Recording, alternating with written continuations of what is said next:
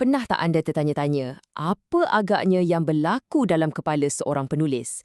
Macam mana mereka boleh cipta dunia dan watak-watak yang kita suka sangat tu? Nah, kali ni kita akan cuma faham psikologi sebenar seorang penulis kreatif dan kita akan ketepikan dulu semua mitos-mitos yang kita selalu dengar. Okey, jom kita mula. Bila saya sebut perkataan penulis, apa imej yang terus muncul dalam fikiran anda? Adakah seorang profesor yang bijaksana? Atau mungkin seorang pengembara yang lasak dan berani? Ataupun seorang seniman yang jiwanya sentiasa bergelut? Semua imej ni penting sebab inilah yang membentuk tanggapan kita. Kan selalunya kita terbayang watak seorang cendekiawan. Seorang yang duduk dalam bilik yang penuh dengan buku, dengan asap paip berkepul-kepul, tengah fikirkan idea-idea besar untuk dunia. Inilah imej klasik seorang pemikir agung yang macam terasing sikit dari kita semua. Tapi, pada masa yang sama, ada juga bayangan yang 180 darjah berbeza. Macam Ernest Hemingway kan, pengembara, pemburu, seorang yang hidupnya penuh dengan aksi. Bagi orang macam ni, cerita tu bukan setakat ditulis, tapi ia perlu dialami sendiri. Nampak tak? Dua bayangan yang sangat-sangat berlawanan. Okey, semua imej romantik ni memang seronok untuk dibayangkan. Tapi apa kata kita letak tepi dulu semua tu dan tengok apa yang data, apa yang bukti saintifik sebenarnya dedahkan tentang minda seorang penulis. Kisah kita bermula di sini. Pada tahun 50-an, sekumpulan penyelidik di California memulakan satu projek yang sangat bercita-cita tinggi. Misi mereka untuk memetakan jiwa golongan paling kreatif di Amerika pada waktu itu, terutamanya para penulis. Dan tengoklah siapa yang mereka kaji. Ini bukan calang-calang orang tahu. Ini semua nama-nama gergasi dalam dunia sastra. Cuba bayangkan, Truman Capote dan Norman Mailer duduk dalam satu makmal psikologi untuk diuji. Ini menunjukkan betapa seriusnya kajian ni. Selepas berhari-hari buat ujian dan temu bual, para penyelidik ni mula nampak satu corak yang sama. Yang menariknya, walaupun gaya penulisan mereka sangat berbeza, personaliti teras mereka secara mengejutkan sangat-sangat serupa. Jadi inilah dia, seolah-olah macam DNA psikologi seorang penulis. Mereka ni cenderung untuk jadi introvert, lebih selesa dalam dunia idea mereka sendiri, mereka sangat intuitif, boleh nampak kaitan yang orang lain mungkin terlepas pandang, dan yang paling penting, mereka sangat terbuka pada pengalaman baru, ada disiplin diri yang kuat dan berani untuk ambil risiko kreatif. Tapi ceritanya tak habis di situ.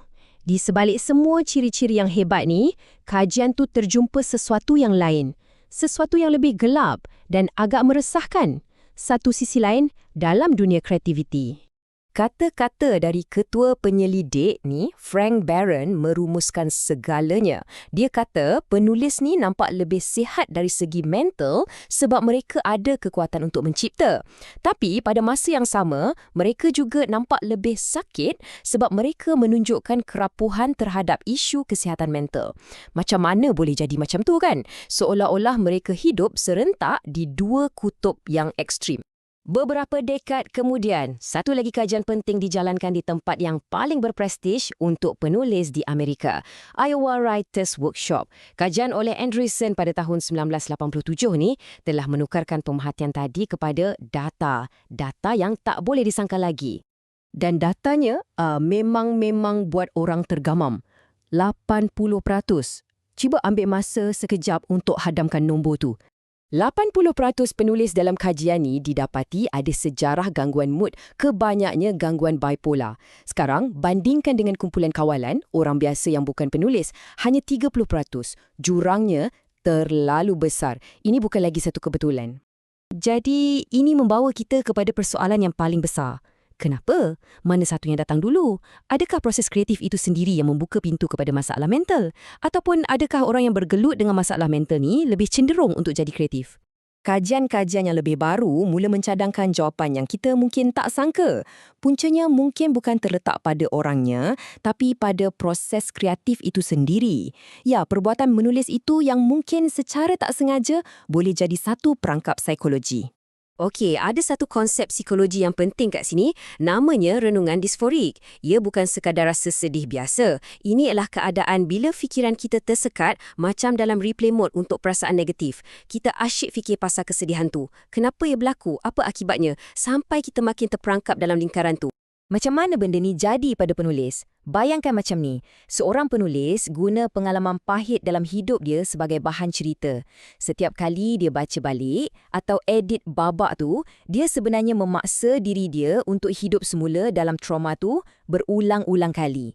Proses menyemak yang sepatutnya bagus untuk karya, akhirnya bertukar jadi kitaran renungan disforik yang memburukkan lagi keadaan mental dia. Jadi, ironinya kat sini ialah penulisan yang kita selalu anggap sebagai satu bentuk terapi sebenarnya boleh bertukar jadi racun. Alat yang sepatutnya diguna untuk mencipta seni boleh bertukar menjadi senjata yang mencederakan diri sendiri. Dan yang lebih membimbangkan, risiko ni tak sama untuk semua penulis. Ada satu kumpulan spesifik yang didapati jauh lebih terdedah kepada kitaran berbahaya ni berbanding yang lain. Fenomena ni sangat jelas, sehinggakan penyelidik memberinya nama khas, kesan Sylvia Plath, sempena nama penyair wanita terkenal yang hidupnya berakhir dengan tragis. Kajian mendapati, secara statistiknya, penyair wanitalah kumpulan yang paling berisiko tinggi. Kenapa macam tu? Sebab puisi secara semula jadinya sangat pribadi dan beremosi. Ia lebih fokus pada perasaan mentah, bukan pada plot macam novel. Sekarang, gabungkan sifat puisi ni dengan fakta bahawa wanita secara amnya lebih cenderung untuk merenung dan kita akan dapat satu ribut yang sempurna. Keadaan di mana puisi bukan lagi melegakan tapi mungkin menguatkan lagi trauma yang sedia ada. Dan inilah hakikat yang agak pahit untuk kita telan. Bagi mereka yang paling rapuh dari segi mental, meluahkan perasaan melalui penulisan tak semestinya jalan keluar. Sebaliknya, ia mungkin jalan yang membawa mereka lebih jauh ke dalam kegelapan. Jadi, selepas kita tengok semua bukti ni, dari mitos-mitos yang indah sampailah ke data-data sains yang agak menakutkan, kita ditinggalkan dengan satu persoalan besar yang tiada jawapan mudah. Persoalan yang penyelidik Andreessen sendiri utarakan ni adalah penutup yang paling sesuai. Adakah penderitaan itu harga yang perlu dibayar untuk jadi seorang genius? Ataupun adakah kegilaan dan genius tu sebenarnya dua sisi shilling yang sama? Satu anugerah dan pada masa yang sama satu sumpahan yang diwarisi bersama. Fikir-fikirkanlah.